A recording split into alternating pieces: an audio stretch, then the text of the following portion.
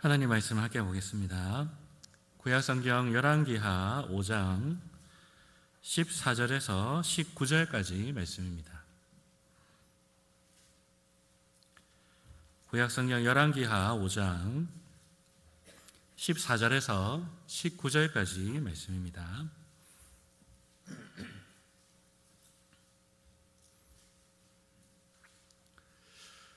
우리 한 절씩 교독하시겠습니다. 나아만이 이에 내려가서 하나님의 사람의 말대로 요단강에 7번 몸을 잠그니 그의 살이 어린아이 외에 살같이 회복되어 깨끗하게 되었더라.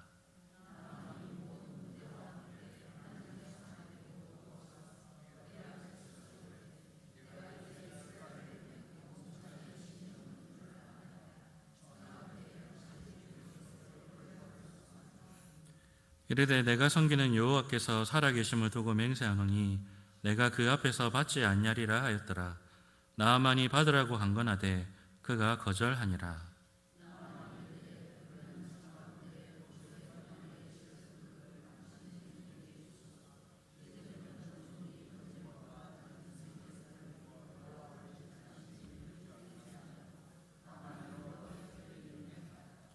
오직 한 가지 일이 있사오니 여호와께서 당신의 종을 용서하시기를 원하나이다. 곧 내 주인께서 림몬의 신당에 들어가 거기서 경배하며 그가 내 손을 의지하심에 내가 림몬의 신당에서 몸을 굽히오니 내가 림몬의 신당에서 몸을 굽힐 때에 여호와께서 이 일에 대하여 당신의 종을 용서하시기를 원하나이다 하니 엘리사가 이르되 너는 평안히 가라 하니라.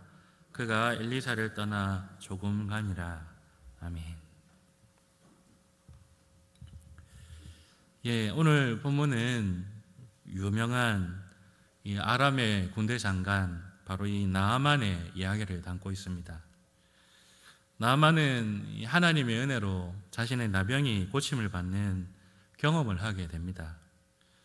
그런데 이 이야기는 나아만 개인의 이야기가 아니라 바로 이 이야기를 통하여서 하나님께서 들려주시는 그 하나님의 백성들을 향한 메시지가 있습니다.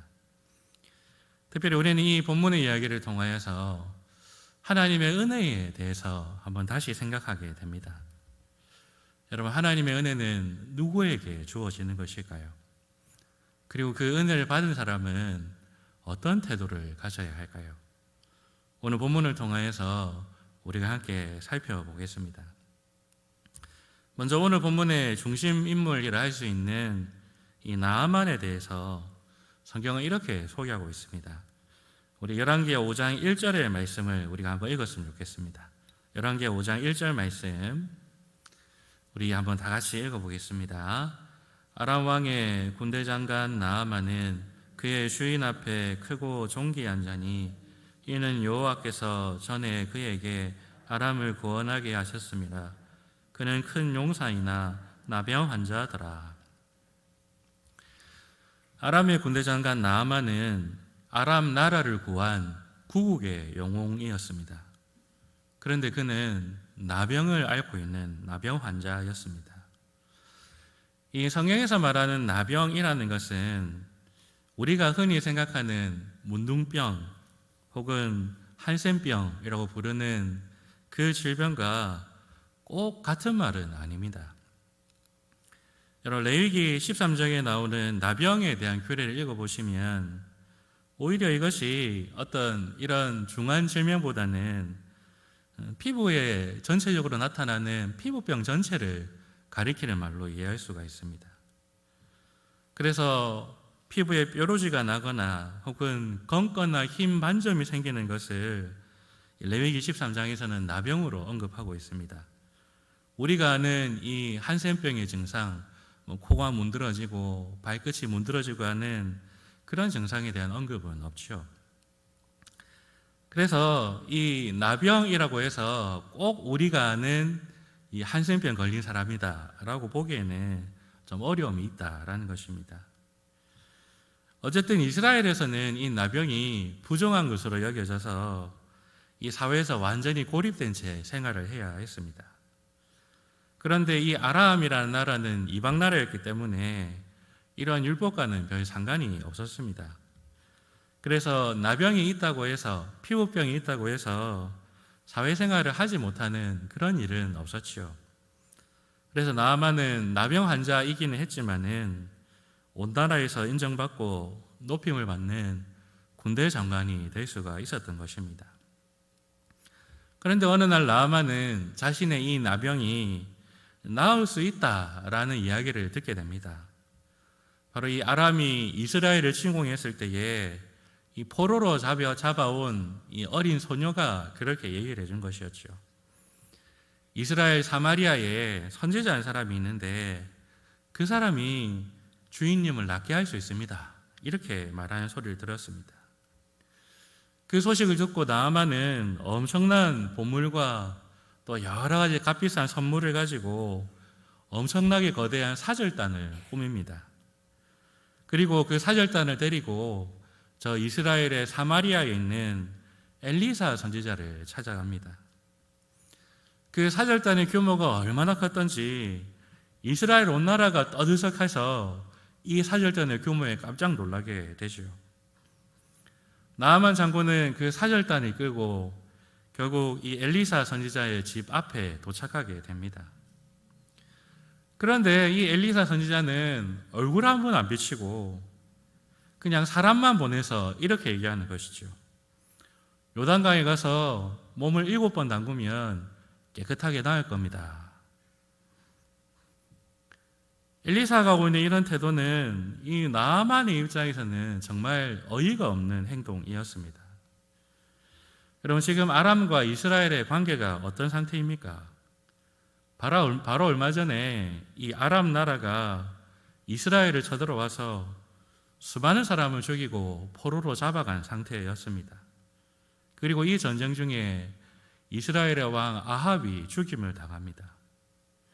한마디로 아람은 전쟁에서 이긴 나라고 이스라엘은 전쟁에서 패한 나라입니다. 그래서 아직까지는 이스라엘 입장에서는 이 아람 나라가 너무너무 무서운 상태였습니다. 혹여나 이 사람들이 또 쳐들어오지 않을까 전전긍긍하면서 눈치를 보고 있는 상황이죠. 그런데 그 승전국의 이 군대 장관인 이 나아만이 어마어마한 사절단을 끌고 이스라엘에 왔습니다. 그러면 상식적인 이야기라면 버선발로 나가서 정성을 다해서 영접하는 게 맞지 않겠습니까? 그런데 이 엘리사 선지자는 코빼기도 비치지 않고 사람을 시켜서 대신해서 말하고 있는 거죠. 그마저도 이 치료해준답시고 말하는 게 뭡니까? 요단강에 가서 7번 씻으십시오. 이게 전부인 거죠. 사실 나아만이 기대했던 것은 그런 것이 아니었습니다. 이 선지자와 일행들이 연신 막 굽신거리면서 나아만에게 나와서 영접하기를 기대했겠죠. 그리고 치료를 해준다면 뭔가 신비하고 마술적인 어떤 의식을 행한다든가 아니면 뭔가 대단한 연출을 보여줘서 정말 뭔가 눈이 휘둥그러지는 그런 기적을 체험하고 싶었던 것이 나아만의 기대였을 것입니다. 그런데 이 엘리사 선지자의 행동은 나아만의 기대와 완전히 다른 그러한 모습이었던 것이죠. 오히려 나아만의 입장에서는 푸대접을 받는 것 같고 그래서 오히려 화만 돋구는 그런 상황이 계속해서 연출되고 있는 것입니다. 그런데 이 나아만 장군이 화를 참고 엘리사 선지자의 말대로 순종했을 때에 어떤 일이 일어났습니까? 선지자가 말한 그대로 나병이 낫고 어린아이의 살처럼 이 온몸이 회복되는 그런 은혜를 맛보게 됩니다. 여러분, 이 이야기를 통하여서 들려주시는 하나님의 메시지가 있습니다. 그것은 뭐냐면 하나님의 은혜를 누리는 방법이 무엇인가 라는 것입니다. 오늘 본문에 나오는 나아만처럼 대단한 선물을 가지고 어마어마한 사절단을 꾸며서 예를 다 갖춘다고 해서 하나님의 은혜가 주어지는 것이 아닙니다. 대단한 헌신과 대단한 물질을 들여서 하나님의 은혜를 얻어내는 것이 아닙니다. 그리고 그 은혜는 뭔가 신기하고 대단한 의식이나 행위를 통하여서 주어지는 것도 아닙니다. 하나님의 은혜는 하나님의 말씀을 믿는 자에게 주어집니다. 그리고 그 말씀을 믿는 마음으로 그 말씀에 순종하는 자에게 하나님의 은혜가 주어지는 것입니다. 여러분, 하나님의 은혜가 어디에 있습니까? 열광적인 분위기, 신비한 능력이 나타나는 그곳에 하나님의 은혜가 있습니까? 엄청난 능력과 엄청난 노력을 드리고 온 정성을 바쳐드리는 그런 헌신적인 자리에 하나님의 은혜가 있습니까? 아닙니다. 하나님의 은혜는 말씀을 믿는 자에게 주시는 하나님 은혜입니다. 그 말씀에 아멘으로 화답하며 순종하는 자에게 주어지는 것입니다. 우리가 말씀을 믿음으로 받고 아멘으로 화답하는 그 자리가 바로 은혜의 자리임을 기억하시기를 바랍니다. 우리가 은혜롭게 느낀다고 해서 우리가 그렇게 은혜롭게 느끼는 특별한 장소나 분위기가 아니라 말씀을 믿음으로 받는 그 자리에 하나님의 은혜가 쏟아짐을 기억하셔서 그 말씀을 날마다 믿음으로 받으시고 그 가운데 부어주시는 하나님의 은혜를 누리시는 저와 여러분 되시기를 바라겠습니다. 이 하나님께서는 하나님의 말씀을 믿은 이 나아만에게 은혜를 베푸셨습니다. 그런데 그 다음에 이어진 이야기는 그 은혜를 받은 자가 어떤 태도를 가져야 되는지 우리에게 잘 보여줍니다. 하나님의 은혜로 나병이 깨끗하게 나은 나아만은 자기가 아람에서 가져왔던 그 많은 보물들과 여러 값진 선물들을 이 엘리야 선지자에게 예물로 드리려고 합니다. 그런데 엘리야 선지자는 아주 완강하게 그 선물들을 거절하죠. 우리 오늘 본문 16절을 보시면 엘리야 선지자가 이렇게 거부를 합니다. 우리 열왕기하 5장 16절 말씀 한번 읽겠습니다. 이르되 내가 섬기는 여호와께서 살아계심을 두고 맹세하노니 내가 그 앞에서 받지 아니하리라 하였더라. 나아만이 받으라고 강건하되 그가 거절하니라. 엘리사 선지자는 여호와의 살아계심을 두고 이 선물들을 거절합니다. 그래서 나아만은 자기가 가져왔던 선물들을 그대로 실어서 아람으로 돌아갈 수밖에 없었지요. 여러분, 엘리사 선지자는 왜 이렇게 완강하게 나아만의 선물을 거부했을까요? 먼저 가장 첫 번째 이유는 이 나아만에게 부어진 이 은혜가 엘리사 선지자에게 나온 것이 아니기 때문에 그렇습니다. 이 은혜가 하나님께로부터 나온 것이기 때문에 엘리사 선지자는 이 선물을 받을 수가 없었습니다. 만약에 엘리사 선지자가 이 선물을 받는다면 그것은 하나님의 은혜를 부정하는 것이고 하나님의 것을 도둑질하는 것이 될 수밖에 없습니다. 그래서 엘리사 선지자는 결단코 나아만의 선물을 받지 않았습니다. 그런데 여기에는 또 다른 중요한 의미가 한 가지 더 있습니다. 바로 이 하나님의 은혜는 사람의 값진 보물과 사람의 그 어떤 것으로도 갚을 수 없는 것이기 때문에 이 선물을 받지 않았습니다. 이 갚을 수 없는 하나님의 은혜의 의미가 훼손되지 않도록 엘리사 선지자는 나아만의 선물을 거부하고 있는 것이죠. 하나님께서는 이 엘리사 선지자와 나아만 장군의 이야기를 통해서 우리에게 메시지를 들려주십니다. 여러분, 우리는 하나님의 말씀을 믿는 믿음을 통하여 하나님의 은혜를 받은 자들입니다. 그 은혜가 무엇입니까? 바로 예수 그리스도이시지요. 우리는 그 예수님 안에 있는 하나님의 구원, 하나님 나라의 복, 이 모든 것을 다 예수님과 함께 받아 누리고 있는 자들입니다. 그 은혜를 받은 우리가 이 세상의 그 무엇으로, 우리의 어떠한 노력으로 그 은혜를 갚을 수가 있습니까? 우리가 할 수 있는 것은 아무것도 없습니다.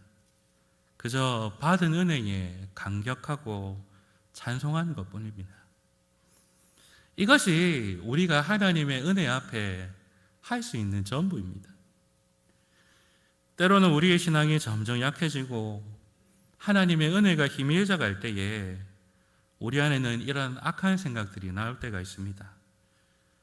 마치 우리가 하나님의 은혜를 뭔가 갚을 수 있는 사람인 것처럼 착각할 때가 있습니다. 그래서 받은 은혜에 보답해야 된다는 알 수 없는 부담감에 휩싸여서 열심히 신앙생활 하기는 하는데 은혜가 점점 사라지는 그런 상황이 벌어질 수가 있습니다. 이 신대원 시절에 저에게 성령론을 가르쳤던 교수님은 그 거짓된 신앙의 열심을 이렇게 표현하셨습니다. 바로 신앙의 이름으로 교묘하게 배장되어 있는 교만이다, 이렇게 말씀하셨습니다. 여러분, 사람은 공짜를 참 좋아합니다. 저도 공짜를 참 좋아합니다. 근데 사람의 한편에는 이 공짜를 은근 부담스러워하고 자존심 상해하는 것이 있습니다. 그래서 공짜로 뭔가 좀 대접받았으면 자기도 좀 대접해서 갚아야 되는 그런 묘한 심보가 우리 가운데 있습니다.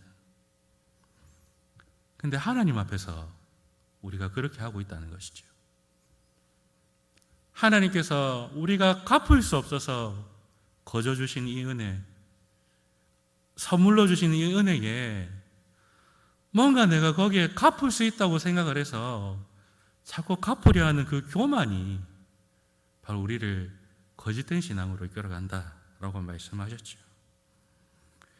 여러분, 우리가 받은 은혜는 어떤 것으로도 갚을 수 없는 은혜입니다. 그래서 우리는 이 은혜를 하나님께 선물로 받았고 거저 받은 것입니다. 그 은혜 앞에서 우리가 할 수 있는 것은 아무것도 없습니다. 그 갚을 수 없는 은혜 앞에 찬송하고 감격하고 예배하는 것 외에는 없는 것이죠.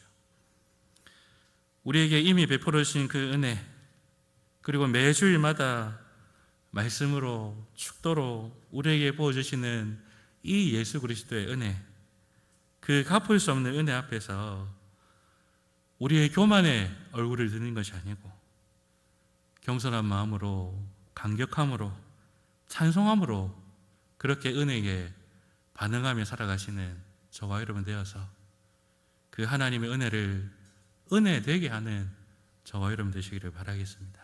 우리 다시 기도합시다.